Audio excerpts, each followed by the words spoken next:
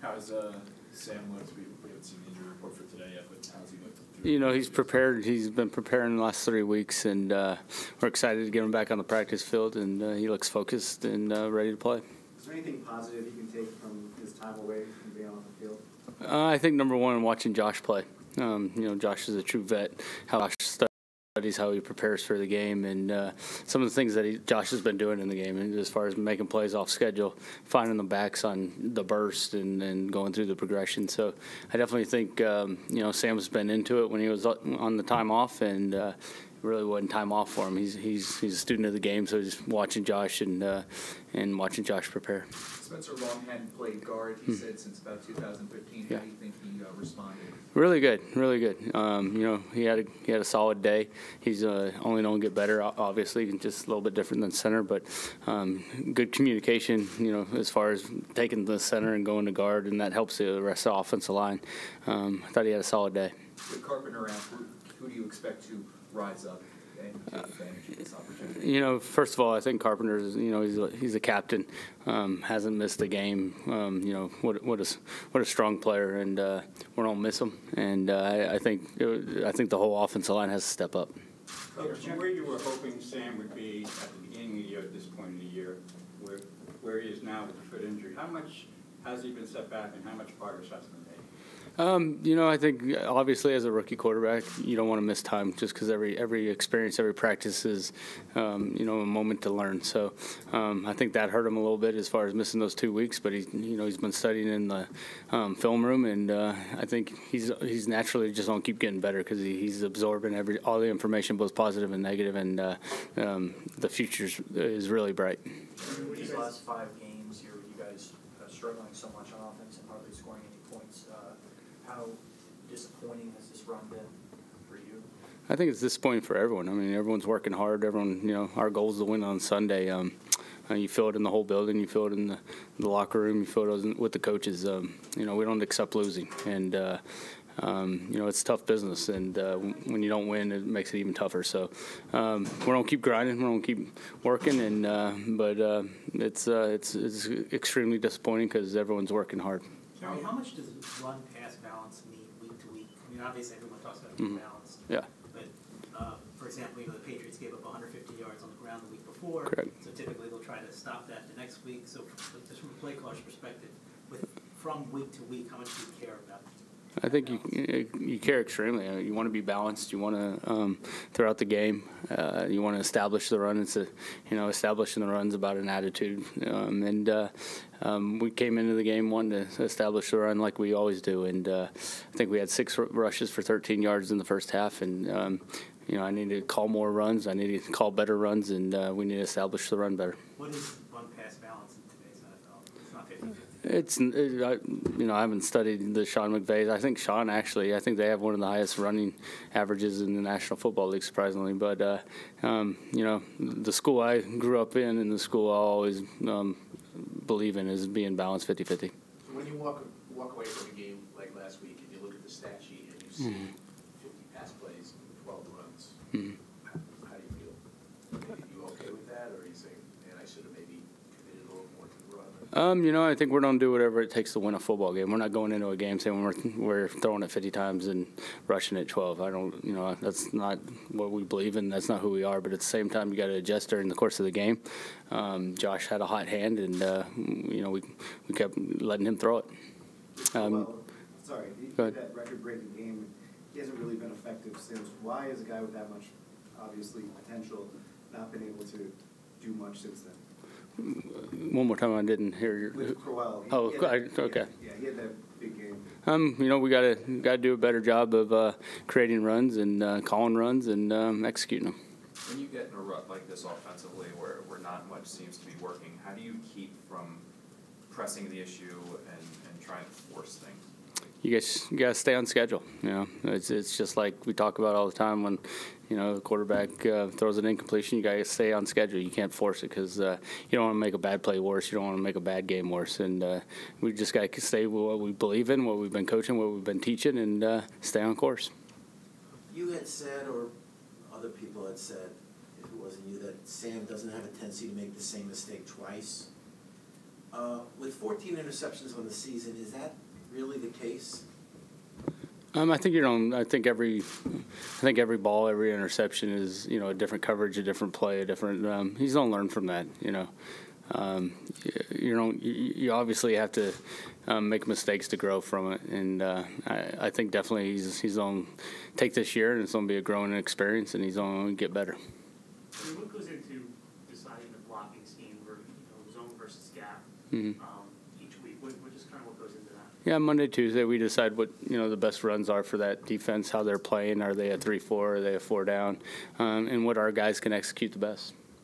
There was a play early in the game, a pass down the right sideline, where it seemed like Robbie and Curse were in the same area. Yep.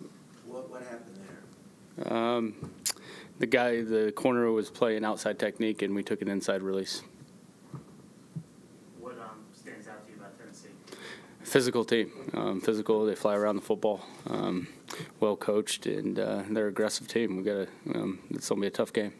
Does Vrabel and Pease being there, is their defense similar to the Patriots at all, just because of that pedigree? I think it definitely you see the tree. They do a lot of stuff the same. At the same time, you got to be ready for changes week in and week out. Quincy said yesterday that one of the plays that he talked to you about, you put it in the game plan and it worked. How often do you kind of collaborate with guys and put stuff that they like into the game plan? We always talk about with the quarterbacks. Whenever they make an audible, there's a high percentage of results completion-wise just because they have ownership. So if a player has a good idea, we'll put it in a heartbeat. Very good. All right, thank you, man. Thank you.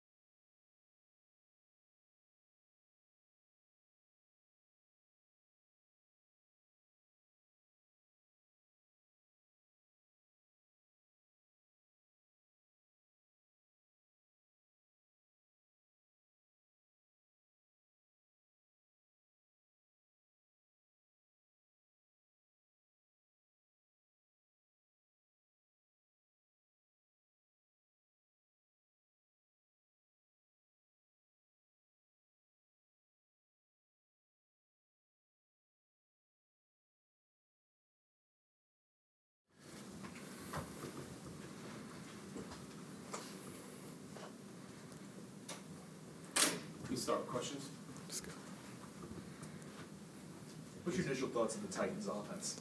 You know what, the thing is, they're powerful and physical. That's the thing that really stands out about them. They really want to get the running game going and then to set up their play-action pass game, but I would say powerful and physical.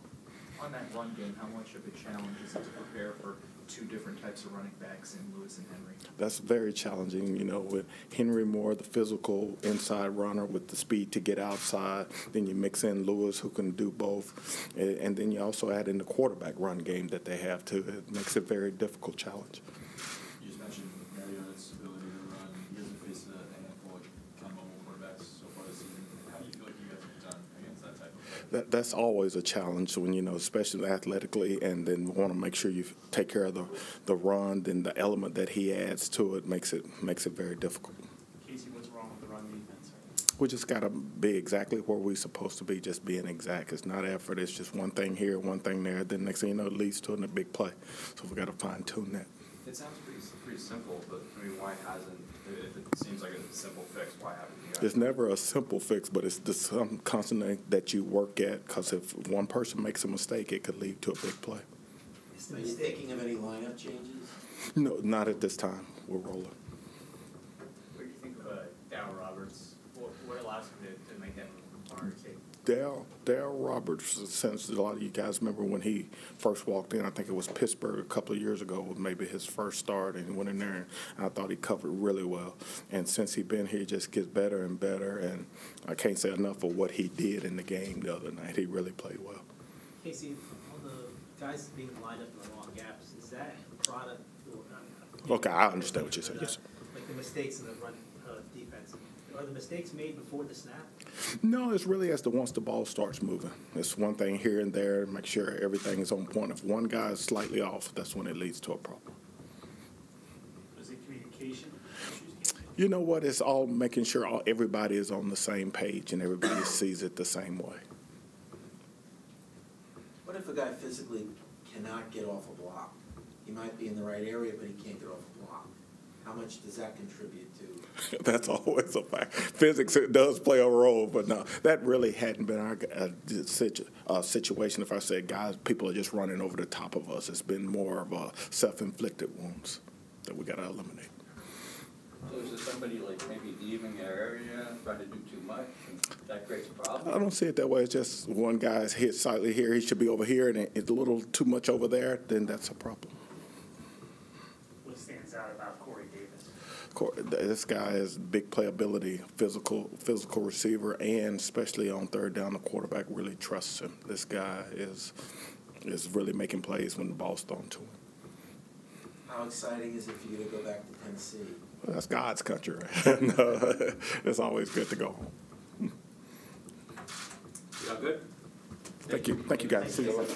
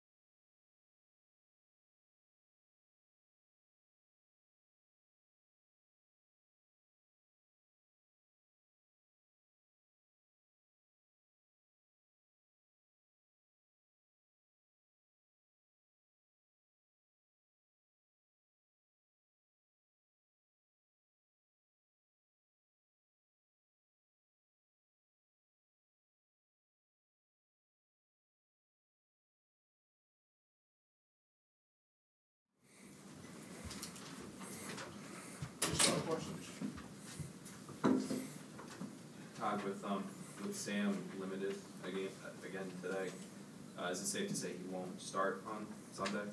No, it's nothing safe to say. He's working his way back in. Josh was limited as well. So could Sam start, Todd, if he were limited tomorrow as well? I'll see how he feels and how it goes and how he looks in practice, and I'll make that determination. So you don't necessarily need to see him practice fully. We'll see who's the healthiest, and all of them are taking reps right now, and we'll make that decision as the week goes. In terms of grasping the game plan, what has he missed out on by not getting full reps, and how much might that affect him come Sunday? Well, whoever doesn't get full reps misses out on some things, but obviously we study all week, and we study the same way with Josh, the same way with Davis, so we'll see, and we'll make that decision. Does that put you guys in a tough position then when your 1 and 2 quarterbacks are both limited and both missing those reps? No, we're good. He said yesterday that he was kind of anxious to see this morning how his foot would feel and respond from practicing yesterday. Did he have any sort of complaints about soreness or anything like that today? No, he didn't. So did Sam and Josh split the team reps again today? All of them got reps. What happened to Roberts? He was sore. He was sore. He was nicked up a little bit, so kind of held him back some. Any clarity on Marcus May's situation? What might be the plan for him going forward? Not yet. I hope to have it real soon, though. How He's not desperately, playing Sunday. Won't play Sunday. Doesn't look good. how desperately does this team need a win just to kind of feel good about itself again and just kind of relieve some of the pressure of this 5-game losing streak? You need to win all the time. I mean, every week is a desperately win week. It's not just this week. It's just seemed to be the week that we haven't won yet. So we're trying to get a win under our belt. Winning cures a lot of things and solves a lot of things. It doesn't make everything right, but it's a step in the right direction and cleaning up some small things so we can get better. When you say you have a decision soon on May, are you waiting on test results or something like that? No, I'll just wait and see what they tell me, and then I'll go from there. I mean, I'm not a doctor, so I can't make those decisions without hearing what they have to say. Where has Jamal made the biggest stride this year? Just mentally, film study, where his eyes are on the field as far as reading keys and just watching more film. He watched a lot last year, but as a rookie, you see a lot of different things than you do in your second year. I think he's really matured that way and understanding how people are trying to attack him. One of the perplexing things is the record on the road. You won in Detroit, and that's it. I think you lost 9 out of 10 going back to last year. So any theories on why it's been so hard on the road? No, I really don't. It's been hard at home and hard on the road. We just got to find a way to finish ball games. We've been in them on the road. We just haven't closed them out.